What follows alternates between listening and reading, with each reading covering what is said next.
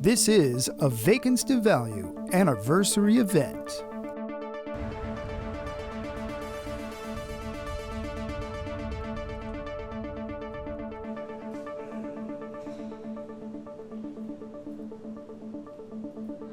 I want to thank everyone for being here today. I want to thank my Fire Chief Niles Ford, Police Commissioner Kevin Davis. I also am grateful for the attendance of Senator Catherine Pugh. We're good? All right. Today, we are announcing plans for a new initiative that will help us work together to grow Baltimore by 10,000 families. Initiatives of this scale require the support of our city, state, and our federal partners. Specifically, I would like to recognize the Baltimore City Planning Department staff, the Housing and Community Development staff, our government relations team, and everyone who has worked to help us to get here today. Today is very important. We're taking another step forward towards keeping families here in Baltimore and attracting new residents to our city.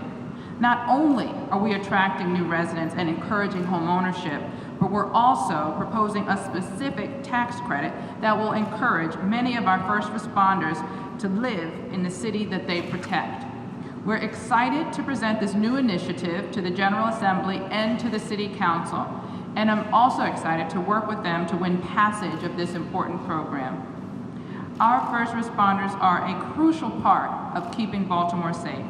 And there is a shared and common desire for them to help us to rebuild our communities and to improve the overall quality of life in our city. Today, I'm proposing a $2,500 annual tax credit for our uniformed first responders. That's police, fire, and the sheriff departments who own homes in the city and live there as their primary residence. This new tax credit will be available to approximately 5,000 uniform responders. The Able Foundation report from several years ago found that 72% of our police officers live outside of the city, and 64% of our firefighters live outside of the city. Our records tell us that those numbers really haven't changed significantly since that report was issued, with more than 70% of our first responders living outside of our city. I know that this home buying incentive can help us to do better. The importance of increasing the number of first responders who live in the city cannot be stressed enough.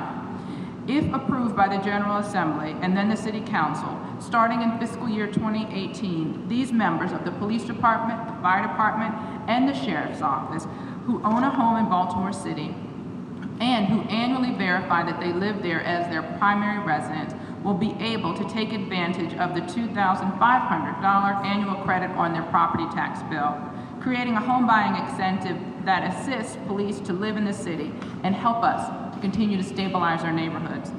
When members of the fire department live in our city, they're closer and they're more accessible to help when multi-alarm fires break out.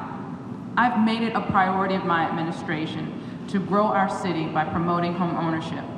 This proposed tax credit comes on top of several other home buying incentives that we offer. As part of Vacants to Value, I've launched the Baltimore Homeownership Incentive Program, BHIP, in 2013. In the 2-year time frame since its start, over 1,400 homebuyers have been assisted through this program by receiving down payment support, home buying grants, and low interest mortgage rates. Several years ago, to encourage more city employees to participate in home ownership in Baltimore, I increased the city employee incentive from $3,000 to $5,000. To date, 364 city employees have taken advantage of this incentive. Additionally, in the last fiscal year, we saw 14 police officers take advantage of the incentive and purchase a home in the city. That's double the number of police officers who brought homes in the city in the previous years. We saw 17 firefighters and 3 individuals from the Sheriff's Office take advantage by purchasing homes in the city as well. Firefighter Chris Jackson, who I hope will show up before we are in, took advantage of the $5,000 city employee incentive as well as the $10,000 Vacants to Value Booster Program, as well as other incentives to purchase his home with his wife in Baltimore City. And I look forward to welcoming many more first responders who make the same decision. Before I conclude, I want to take a second to make a pitch for our Vacants to Value Summit, which is taking place tomorrow and Thursday at the Baltimore Convention Center. There'll be many opportunities to learn about the city's different home ownership incentive programs, so I encourage anyone who wants to find out more information to go to vacantstovalue.org to learn more. Rebuilding Baltimore is not an easy fix. Encouraging home ownership and investment to improve our neighborhoods requires time, it requires commitment, and a reason to be a part of Baltimore. Every home buyer incentive that I've initiated was crafted to help us to grow our city, to support families so we could continue to thrive. Home ownership is an investment in the city. It's a commitment to Baltimore, and I want to encourage every city resident to go to livebaltimore.com/financial incentives or financial/incentives to learn more. Just go to Live Baltimore website to learn more about the incentives. I'm proud to have such strong incentive programs for buying homes in Baltimore, and I'm also proud to announce the additional incentive today for our uniformed first responders in the police department, fire department, and the sheriff's office. Having these individuals live in Baltimore City will make us safer, it will make our neighborhoods stronger, and it will make our city more vibrant. Thank you very much, and I will turn it over now to Commissioner Davis. Sorry, I'm just going to stop on this side. Good afternoon. I probably shouldn't go before the fire chief inside of a firehouse, but I'll be brief. Let him go first if you'd like. Yeah, I kind of like going before. but I'll be brief. And as one of Baltimore's newest residents, I can't tell you how many smiles and head nods I've received from my new neighbors because they know that I now live in their community. And listen, I'm the son of a police officer, so I know what it means for public safety to live in a neighborhood. And I know what it means for neighbors to know that police officers and firefighters and deputy sheriffs live in a neighborhood. It just creates an atmosphere of goodwill. It's another step in the right direction. I applaud the mayor when you talk about officer friendly being back in 9 high schools, when we talk about doing something bigger and better with police explorers and police cadets, doing something bolder with recruiting local young people to become Baltimore police officers and Baltimore firefighters, that we are heading in that direction. So this is an exciting piece of news, and I can't thank the mayor enough. Thank you.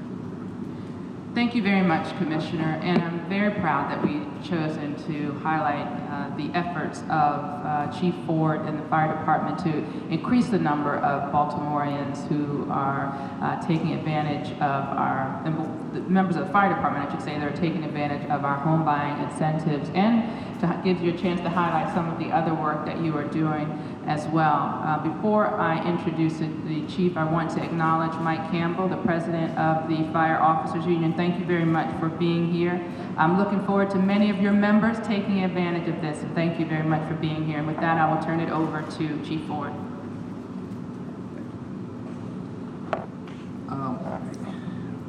Over the last several weeks, one of the things our organization has been doing is trying to over the last several, actually months, our organization has been trying to recruit new candidates into the fire department. We have, and we added extra focus on the city of Baltimore, literally having people standing on the corners with signs, us having fire stations open so our community, our citizens can walk in, and our firefighters would sit there and help them fill out their application to make sure everything went through and everything was taken care of. Well, because of that effort, we've noticed that we actually had a 143% increase of candidates inside the city of Baltimore, which is big for us. And this program bridges, as I've said in many meetings.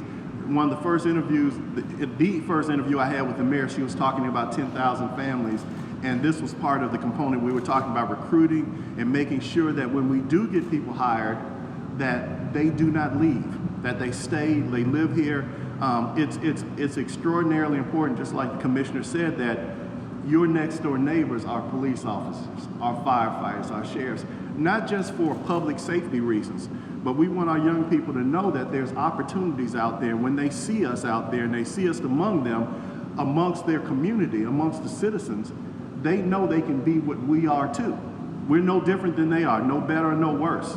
So when they see this opportunity, I'm going to tell you, young people tend to resemble what they see. So I'm really excited about, just like Commissioner Davis said, us being in the community and us really working hard to bring people into the community. And thank you so much for this incentive and this project, Mayor. Thank you very much, Chief. Before I close it out, I want to give the chair of the Baltimore delegation, Senator Pugh, an opportunity to speak as well. First, I want to say thank you to the mayor for this incentive, because as we looked for police reform, this is one of the issues that really concerned us, because when you talk about less than 24% of your officers specifically not living in the city, it really concerns all of us. And so I'm grateful for this incentive, and I want you to know, Madam Mayor, that we will be doing everything we possibly can to make sure that this legislation passes, because it makes a difference in our communities and in our neighborhoods. And in another discussion with the police chief, we also talked about the possibility of now having drive-home cars. So when you talk about increasing the residency in our city, that creates the opportunity. But more importantly, this is going to bring officers, both police and fire, into our city. Home ownership is essential, and so we thank you for this program. Thank you. Thank you very much, Senator. Again, we continue to look for ways to improve the quality of life for all of our residents. And this is just a win-win-win. So I want to thank Ken Strong. I see one of our deputies from Housing, Ken Strong, is here as well. And I want to thank my entire team who worked so hard to make this happen. And with that, I think we're doing questions. Yes, no? Any questions on this? Otherwise, I'll step to the side and do. Mayor, you can't force the city employees within the city. You can't require them. Is that correct? That is my understanding. There's no residency requirement permitted by case law, by I think there was a state law, I think, but don't quote me. I can get you a full answer from the law department. And Commissioner Davis, why don't city police officers all live in the city? Well, I can't certainly speak for nearly 3,000 police officers, but I can tell you that this is my third Maryland Police Department in my life. I never thought that would happen, but it is. And I've always lived in the jurisdiction where I've served. I grew up the oldest son of a police officer, so I know what it means to have a police officer in a community. So when you talk to Baltimore police officers, and we talk about residency, and I've had some conversations with sergeants and detectives in particular about that. One thing that always comes to mind is creating more incentives.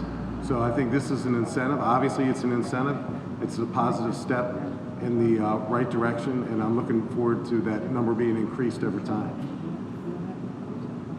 Chief, I want to ask you the same question. Why don't your employees want to live in the city of Baltimore? And I'm with the police commissioner on this. I can't speak for 1,900 people, but what I can tell you is I have had a practice of living in the city and the area I work in. Certainly they have to make decisions, and if it's their legal right to live wherever they want to live, they have to make decisions. But what the mayor is doing here is trying to make it much more attractive and much more difficult for them to decide to move away. And I'm on board with that. Anything else? Thank you all very much.